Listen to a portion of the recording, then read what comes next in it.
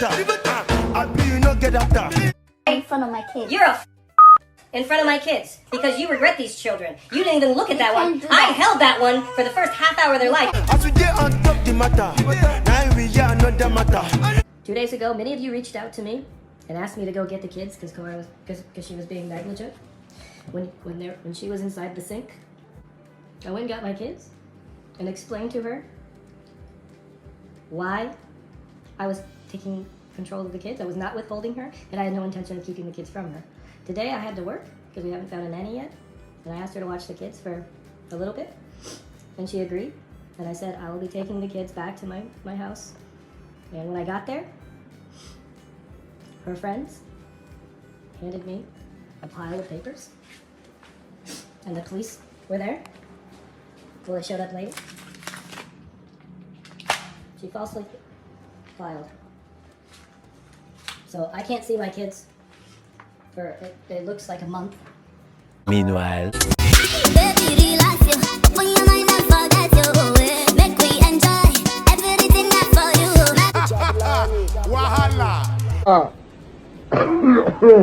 Rono. Crazy things are happening. Crazy things are happening. Problem.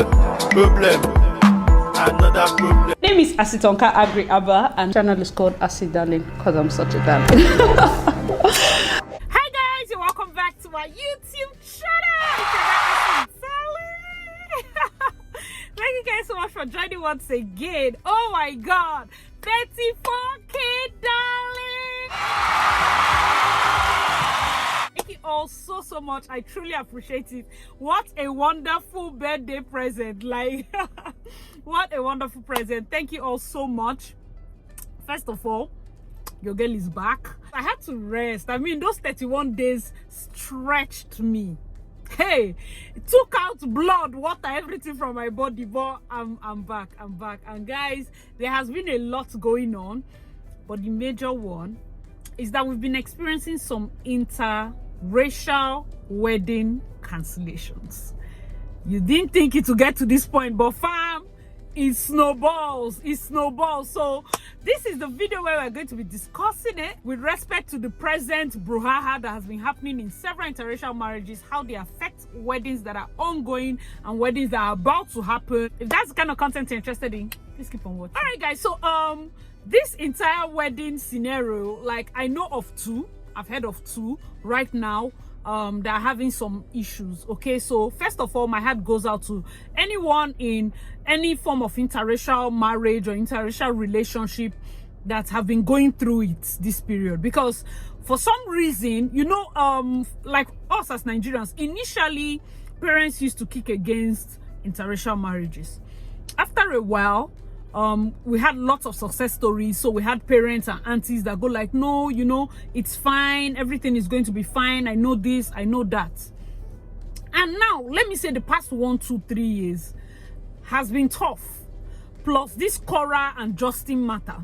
So we are now having echoes in the wedding chambers of people that are actually going through it, in terms of the things they are saying, in terms of the things that are going on, in terms of even the plans that they are going to be having. So they have to overprove their love for family members to give their blessings. So I've done a video where I was talking about family members not giving blessings. First of all, I want to ask before I start, what is your take on interracial marriage, interracial relationship? I know, like, you can tell me what was your take on it, and if your take has changed concerning these recent divorces and all of that. Do you think your take has changed on interracial marriages? Like one of the issues to an auntie saying like, oh, this thing that Korra is going through looks like something that the lady in question that is about to get married to somebody of another race can go through. Why? Because there are people that are beginning to see similarities in characters that they must have ignored. And now when it comes to a situation whereby you're facing something, it might not even be to that extent, but I feel like right now interracial marriages, interracial relationships are going through it. The ones I know of are ones that have been put on hold because we're now having no from different angles, you know. when you want to ask your parents for blessings, and people are now dragging leg because one friend is like, a pastor said, this one said, I saw on the news that, and all of that. I know that the world is placed in a point where social media is accessible to all. We're now even having situations where people are calling people that, oh, if I have an auntie that is in an interracial marriage, I'm calling her like, auntie, shine your eye, yo. Are you not seeing what's happening to Korra? You know, you see, please, let's be real. Let me know your thoughts in the comment section below. I feel like even people that are in successful interracial marriages are beginning to put their antennas up. You know, it's not like even Nigeria to Nigeria, African to African, we don't have divorce and issues. And even when you hear it, it doesn't necessarily change the way you act. Normally, you might just like, oh, things happen. But with this current interracial marriage crisis, do you reckon that yes, a lot of people are beginning to change in terms of how they react? Let me know your thoughts in the comment section below. So for me, I feel marriage itself is not even easy. Like when I did the first video talking about the interracial divorces, I said marriage first is not easy, and then when you're marrying somebody from a different race, a different tribe, it's tough. Even tribe within intertribal marriages here, it's tough. So now when it's interracial, a whole new ball game, it can be tougher. It boils down to understanding. It boils down to communication. You know, if you're with somebody that has bottled things up for a long time, it can be. See, the day they will explode to the point where they have no filter. If you're with somebody that has no understanding, like if you look at the Western culture, these are not people like our fathers and our mothers that will endure. Even us now, right now, people are like, please, I cannot endure, I cannot take it, you know, and all of that. Not only do you have the pressure from within, you have the pressure from social media. So if you're married to somebody that is famous on social media and you're not a social media person, you can have those pressures. And you have seen how I have dodged this Korra, their matter, small. But for some reason, we have to address it. New findings have come out. I was so pissed the day I heard it. I was so pissed, I decided not to talk about it because, of course, that period I was still resting. This brings me to the talk of what's going on with them. And I really want to say family members that are looking at that and using that as an issue to give to not give their blessings to people that are going through interracial marriage. Come on now, come on.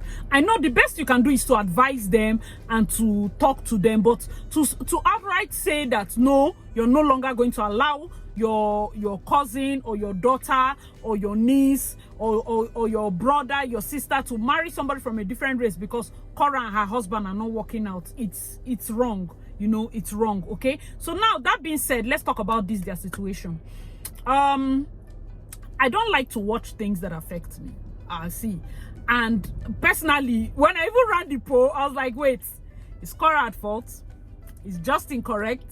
Or are we not going to? We don't advise married people on this channel. Like, if there's anything you people know about us, is that we don't advise married people. That's like the first. The first and most important thing is Asi does not like to advise married people. Now that they are going through divorce, I'm not about advice. I feel like if there's a lesson, I'll be kind to them, kind to both husband and wife. But if there's a lesson to learn from the situation of which they have brought to the internet, we pick the lesson and we learn, okay? So from the video that showed, we could hear, what's his name? Justin verbally attacking his daughter. Sorry, his wife, verbally attacking his wife. And the write-up that Korra's friend wrote, I'm going to attach those clips. It reads, hello, I'm a friend of Korra Obidi. She has been silent because of her kids, but the narrative that the husband has been putting out is cruel and untrue. He's not who he claims to be. I witnessed everything that happened hours before he went on live. He went live on Facebook. Justin is doing all this for fame because Korra is making money off Facebook. People really need to know the truth. He took the kids since Monday, telling Korra that he's coming back the same day. He didn't return until Thursday morning. The kids were so unkept with marks on the newborn baby. They were so untidy and unclean. Korra learned that he has been feeding the 4-week-old baby formula. She questioned him and he told her she couldn't have the kids living with her but only visit them on Sundays, which escalated the situation. She had to call the cops because he was going to forcefully take the kids away from her. She never said hurtful things about her daughter. She only said that she regrets having June with him because he keeps fighting her in front of the little girl. He was the one calling her names in presence of the kids. Korra is heartbroken. We, her friends, are doing our best to help her through this phase. You'll be shocked by her story when she's fully ready to speak. She consented with me sharing this information with you. Guys, let me know your thoughts in the comment section below. Go ahead. I'll explain to you. Go ahead. Go ahead. So don't interrupt. Okay, go ahead. Okay? This is the way the law works in the state of California. I explained this to Korra. I'll explain it to you. And when the police get You're here, welcome. they will side with me, I guarantee you, because I have a lawyer telling me this. This is not my opinion. I haven't Googled this. This is a divorce attorney telling me this. Okay? No. Whoever has custody of the kids at the moment the divorce is filed has custody of the kids until you go before a judge. That's why I was going to get a restraining order on Korra, to make sure that I had custody. When did you have custody? Alright guys, I hope you understand what he's trying to say. He said from the law in California, whoever has custody of the kids when the divorce becomes final has to be with the kids till the case goes to a judge. So this sounds like something premeditated. Do you understand? Like she has been with the kids since, and then he shows up out of the blue and says, okay, he wants to have the kids, and thinking nothing of it, she gives him the kids. Okay, bring her back because she's a breastfeeding baby. And you say no, simply because you know that this case is going to be, like the divorce is going to be final soon, and then I have to hold the kids, meaning the judge will give me. Do you guys understand? Like, let me know your thoughts in the comment section because this is looking premeditated. I have questions too. The kids have been with me the last 2 days. Yes? And you found out for the last 2 days? Yes. Justin, the kids were with you. Wow. So this was your intention, that was the whole plan? My intention is to protect my children. Let me finish and you'll understand. Okay, that's why. So, because I have questions already. You guys have questions. Alright, it's all making sense to me. Yes, yes. Whoever serves the first, whoever has custody of the kid, Okay. when you give the divorce, has custody of the kids until you go before a judge. Correct. You're right. But I don't know what the situation is right now. But calm down, Justin. I'm taking some kids, and as long as there's not a problem, she needs to be out of here tomorrow. That's our agreement. You want me to take Atina with you? Yes, of course. Who's breastfeeding? Justin. Look. Justin. I'm sure. Took the kids for 2 days just so he could file for divorce while they No. I'm taking the kids now. No, that's why he took the kids the other day. Yeah. You understand? Yeah, no, I told you I Exactly. Screenshot. I think this was Korra chatting with her dad, and you might just want to see this information first, then continue. A narcissist is a disrespectful, insensitive, controlling, a bully. In front of my kids. You're a in front of my kids because you regret these children. You didn't even look at that one. I held that one for the first half hour of their life. Can't do that. You can't do that. You can't call me that in front of my kids. I will call you a whore, a slut in front of my kids until they're 18 years old. Because that's what you are. So from what she wrote, Justin took the daughters. Okay, so Korra has been with the girls when he moved out, and he became, suddenly for somebody that is always complaining that his wife is always on the internet, he was now posting more. Weird, but let's go on. And then he came around, and I guess he asked for his daughters, and I don't think Korra saw anything with it. I mean, okay, I've been with them, no problem, you can also hold them. And he said he was going to bring them, I think, over the weekend or a certain day, and he did not. She had to come over, and then he was shouting that no, till they go to court, he's going to have the baby, and all of that. Understand that they have a 2-year-old, and they have a newborn. So this man took a newborn and started giving the baby formula. I can already see Nigerian matrons in their hospital shaking their leg like, hey. You know this anger that just comes from matrons that will not allow you give your baby water. Water. You are giving a newborn baby formula. Not because breast milk is not coming about, because you seized the baby from the mother, maybe to punish her. I feel like most people that act like this are very foolish. You see that we go straight to the point here. Yes, very foolish. If he's watching this, this is an act of foolishness. So you're depriving your child of the love, and not just love, nutrients, because you're angry with her mother. I don't think parents understand the effect of their stupidity on a child's long-term behavior. you act foolish. You carried yourself and went to fall in love. And now, simply because the love is not working out, you're punishing people that were sitting in heaven. And you went to why did you see? First of all, I just want to ask Korra, why did you have a second child? If you know the marriage wasn't working, no. Why did you have a second child? There was no need. If it was only the other girl and the father wanted to keep her for a bit, no problem. But why did you have a second child? It becomes tough because if I'm the second child and I hear that my parents broke up, divorced publicly, dragged their dirty linens out when I was just a few weeks old, it seems like I was the one that caused the divorce. Do you know how many months of therapy? How many years of that girl will need? I see. It takes a certain level of selfishness as parents to go about your ways. You're calling her mother all those unprintable names to justify what? To justify what? In fact, if initially I was saying that, oh, maybe the guy was going through this, going through that, right now when he's the one acting very, very foolish. You have girls, so you don't have boys. When those girls grow up and begin to understand what their mother went through, that's when you will know that the only responsibility they have towards you is as a parent. That's when you will know. I see. Most people that don't understand, like I don't know. I've told you guys I'm going to do a video about the effects of divorce on children. Is it when I went to high school? Is it university? Is it when the child is getting married? So you see parents, I think I'm going to do that video next. You see parents that are taking long-term this. I'm not saying that you should stay in a marriage unhappy. I'm only saying that for every decision you make, you see that's breaking up with your wife, immediately she gave birth. My brother, you planned this thing. You cannot tell me you didn't plan it. Even for somebody that is foolish, that didn't plan it, that's wrong timing. Because it wasn't was your life in danger. That's wrong timing. There are people that have endured marriage, let their child grow up beat. Ask around. There are people that have endured marriage. It's not a violent marriage. You can live as neighbors. You can live in 2 different rooms, but let us shall be around. Let our child grow up a bit. But you decided to come to the internet to do whatever it was. Whatever her sin is, if you can take a newborn from the mother, my dear, you will have a hard time convincing me that you're a good person. You have a hard time. I don't understand why she got a 1-bedroom apartment, though. She's a millionaire. I don't know why she would do that.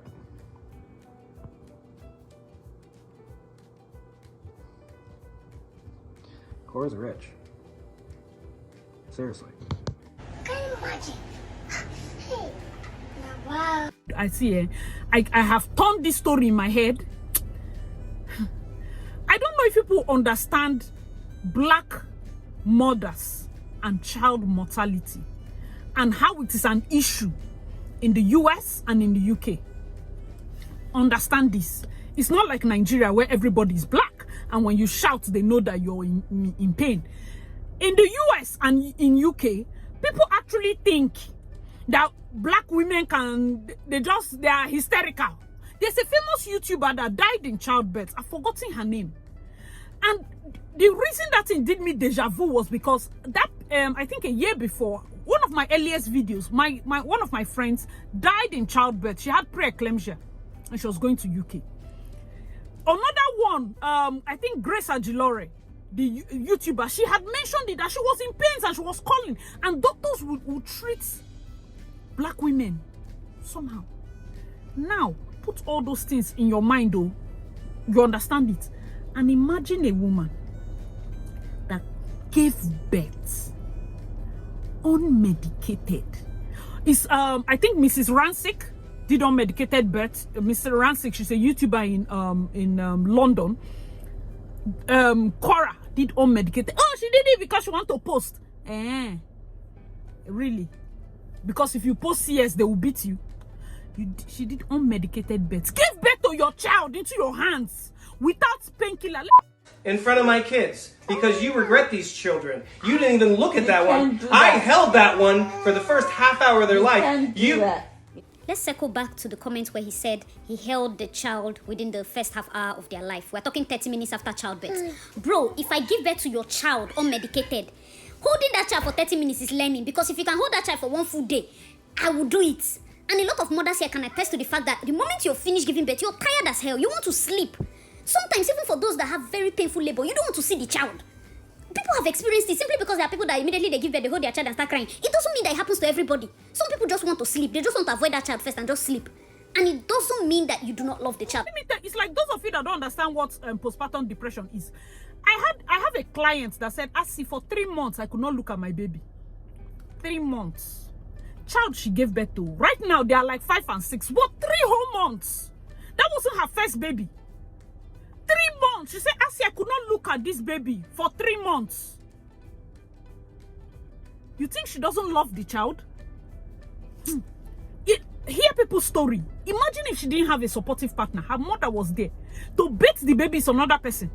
To feed, she said, "I was breastfeeding, but I'll pump and give somebody." Do you know what depression? Like, it almost seemed like she said, looking at it, it's like the baby took something from her, and she didn't know what was the cause of the quanta. It is weird, and you almost say, people will come, like she was like, at that period, the mother will call people, they will come and be doing prayer and doing deliverance. In hindsight, of course, I knew it was postpartum depression. But imagine if Korra had that kind of case. And in month 1, you don't carry pikin run. You are going for your mental health. Someone that did not have help. She did not have. Let us live. I saw some comments that, she called him a certain name and all of that. Perfect. That's fine.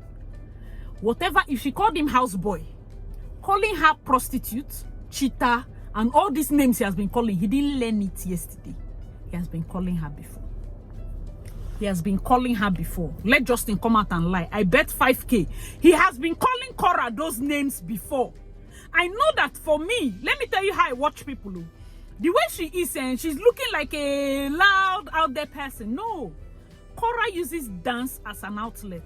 As you're seeing her like that, he never jam Chris people. He should go and jam Tonto DK. Let's not even talk of Tonto. No, Uncle Justin, you see this madness? Please take it to Tonto. That's when we will know that you want to be mad now.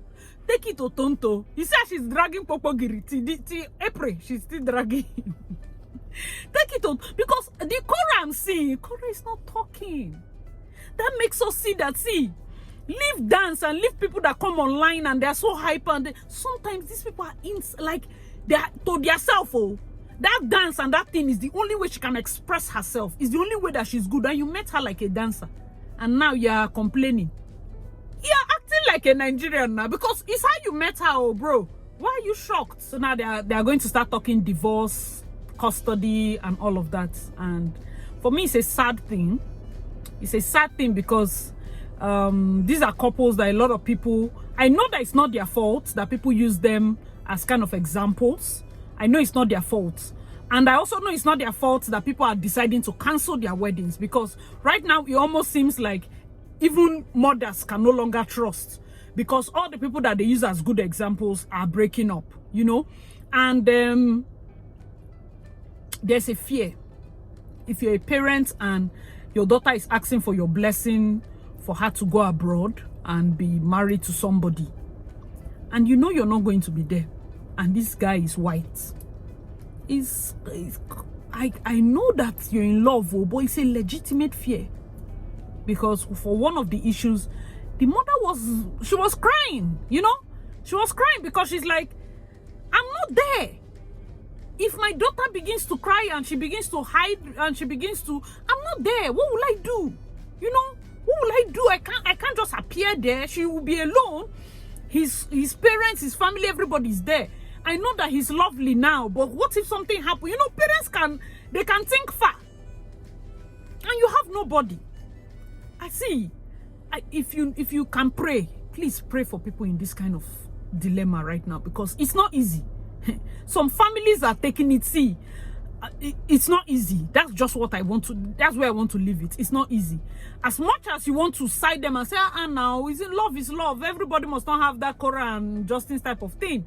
When you hear the points that the mothers, or the fathers, the aunties, or whoever, when you hear the points they are raising, you know that it's not just a thing of they don't want their daughter to marry, because they too were excited. They knew of the process. He came, he has seen them. He has engaged her. Now we are talking wedding, and all of a sudden this year has been going on with back-to-back bad news, and pastors are suddenly dreaming. Prophets are coming with prophecy. So it becomes very tough. It becomes very tough. So if you have a prayer, say a prayer to them.